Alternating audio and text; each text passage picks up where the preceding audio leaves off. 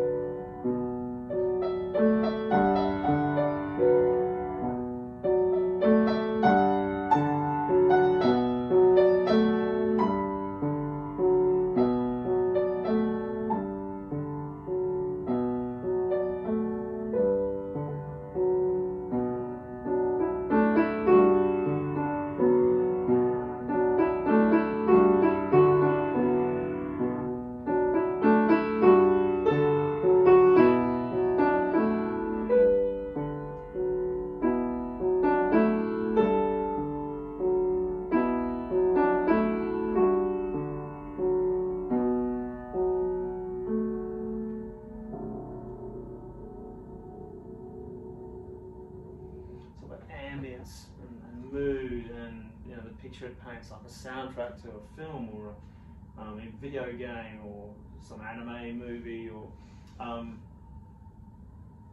lots of things to observe here. So you've got what's called theoretical as an ostinato.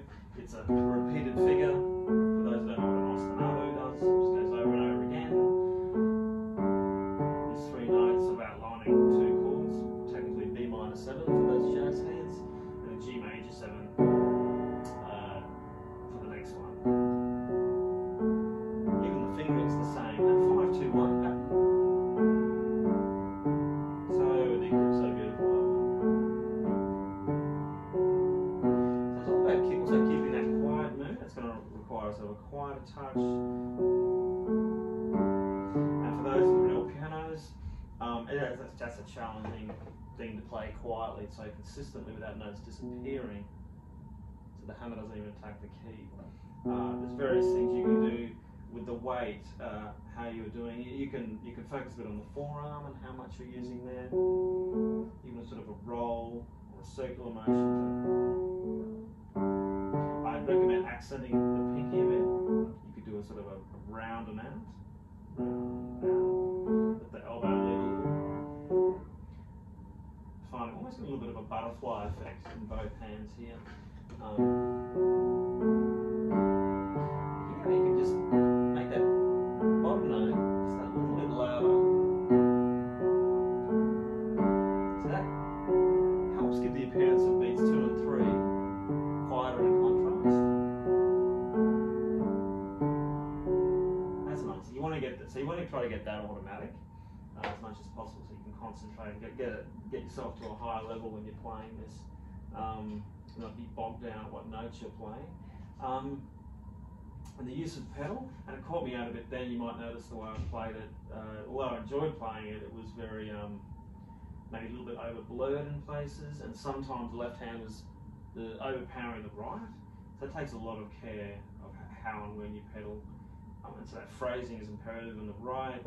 You don't want to break unnecessarily. You might lose that flow of the pedal.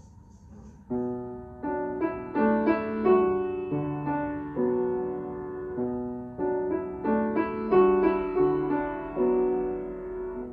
that can take a lot of skill and care over how and when you pedal. Make sure you're doing what's called legato pedaling. So when the pinky changes,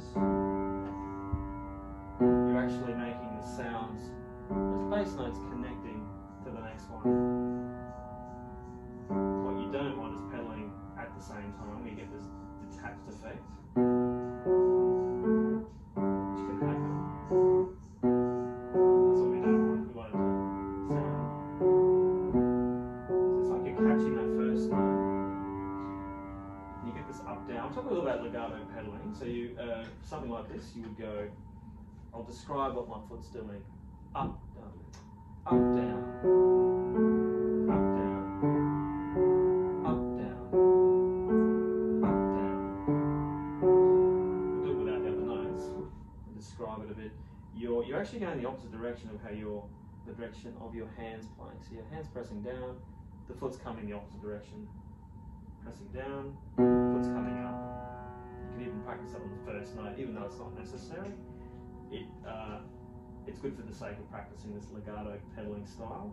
Up, down, up, down, up, down. Just so you're catching that note. Up, down, up, down, up, down, hold it, up, down, hold it. That's my foot holding it, mind you. Up, down, hold it, up, down, hold it. There's a lot to do, a lot of work to do there if you're trying to get that legato pedaling and you haven't developed that yet. There's also the speed of the pedal. You don't want to go, I don't know if you can hear that, click, click, click. It's just a bit too loud, it's a bit too abrupt where you can get a sort of a...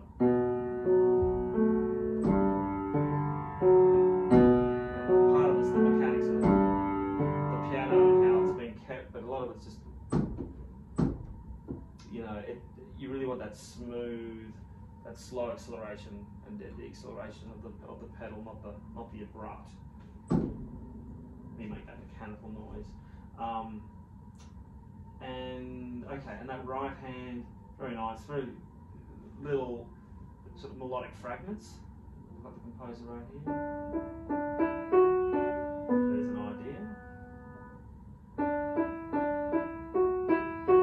Same idea again with that little twist at the end, just slightly developed. Started the same, finish differently, and up so it sort of takes you up and leaves you wanting more. It's pretty good, so they decide to do it again, higher up, an octave in fact. There's that idea again, slightly twisting octave higher. Note for note, just an octave higher.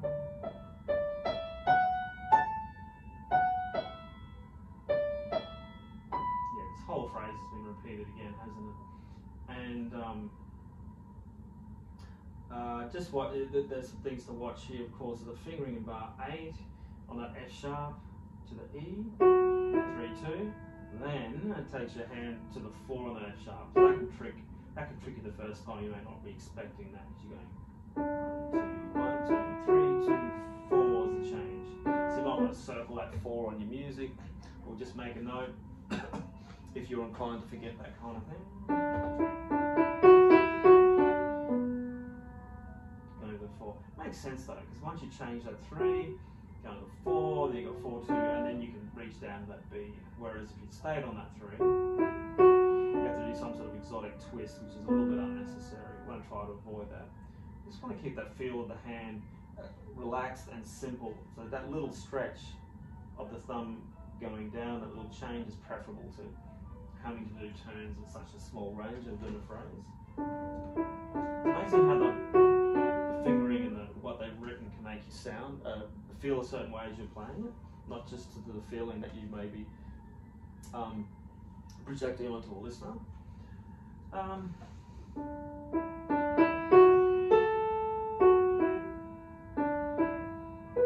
very nice writing here.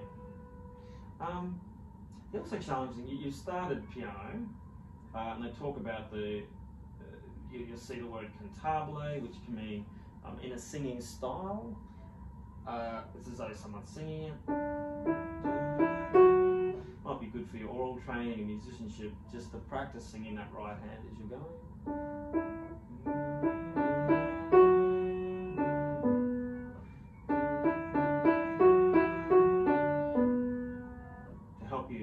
Develop your own phrase and shape, how you might play that. A very underrated thing to do is to sing along with the way you play. It's really good for you. what else? Yeah, what I was going to say. So we get to bar 30. You just don't have to drop this dynamic right down to pianissimo. You've had a sort of a crescendo, which is almost a natural. From bar 9 to bar 12, I mean, it's just a slight crescendo mezzo piano, but it does matter. You feel like you're going somewhere, something's building.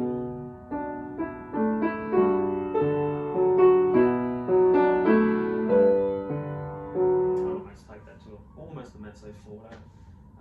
But then 13, you're suddenly dropping to pianissimo. Very quiet. Challenging. It's high and it's meant to be quiet. Ooh, not sounding that left hand.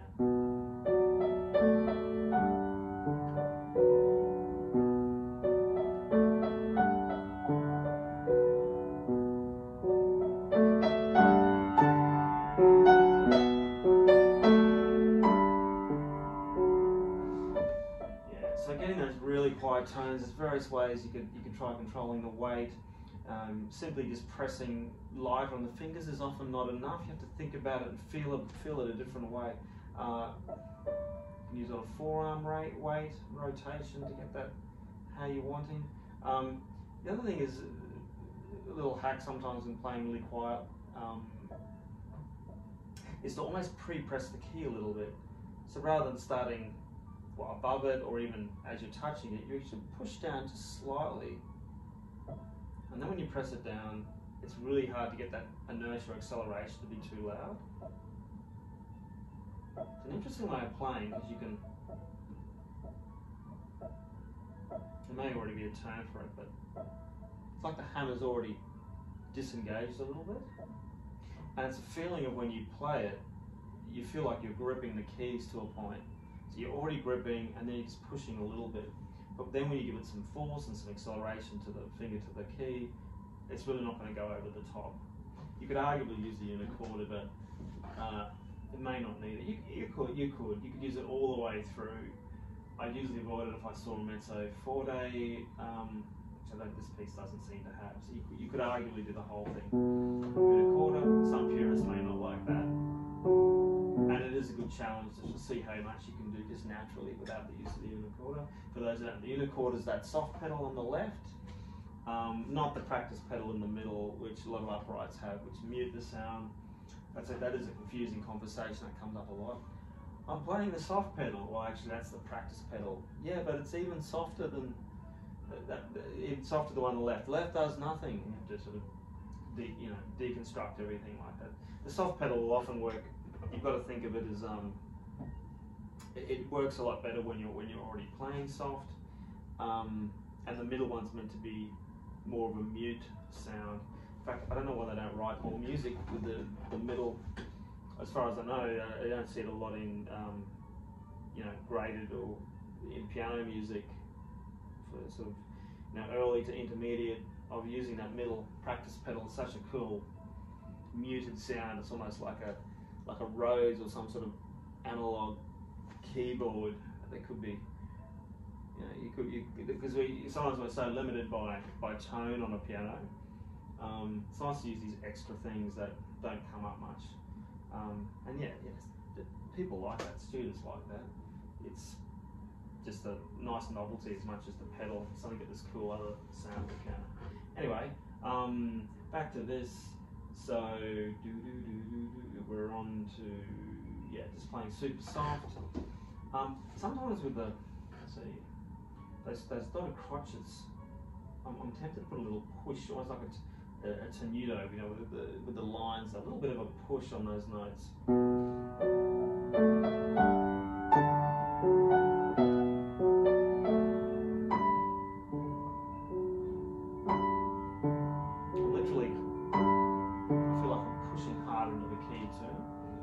Makes me feel and stress it a different way. I'm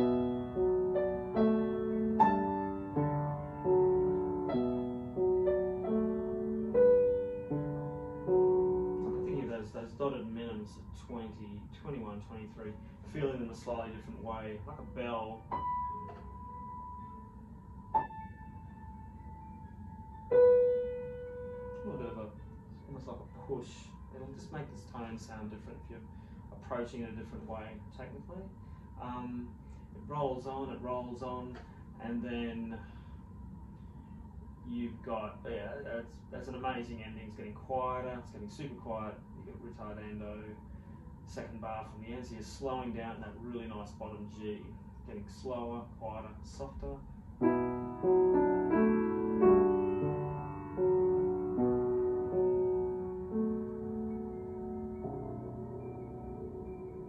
Super mood, dark mood. Retard dot means, for those who don't know, it's short for ritardando, which is a gradually slow down. What else is in this piece that might come up for general knowledge? You've got, okay, so what's the key of this?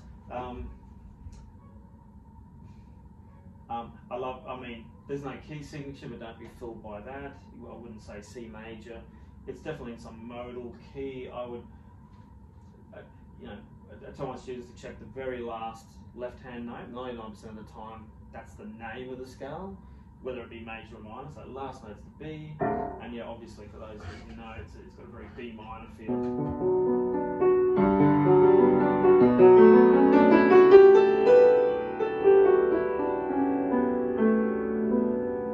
Possibly on a rethink for writing this, I possibly would have.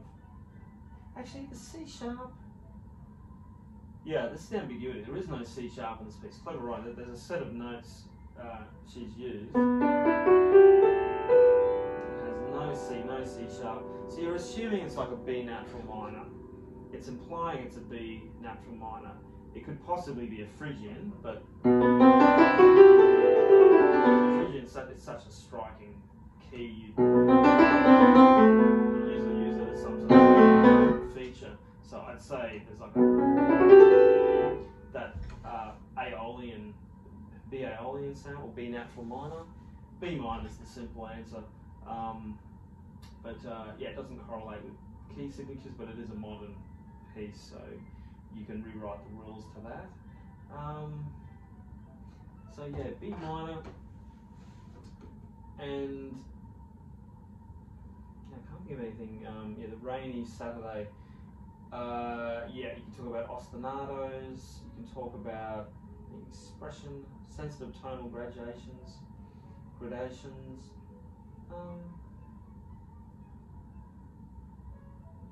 It's interesting. Performance notes. They talk about a feeling of boredom. It's funny how I can imagine how you'd get that. The ostinato, a rainy Saturday. I totally read that in a different way. It's like the monotony, the boredom of it's Saturday, it's raining, you can't do anything. Although these days you'd probably be sitting on a technology. It's not such a bad thing. The rain is just it just sets a nice mood to be doing other stuff all around the house. So that's why it's a bit melancholy. I really like the mood of this though, so I don't necessarily see it the same way. I guess it's how you look at how you look at something like a rainy Saturday, and how that looking in a positive or negative way.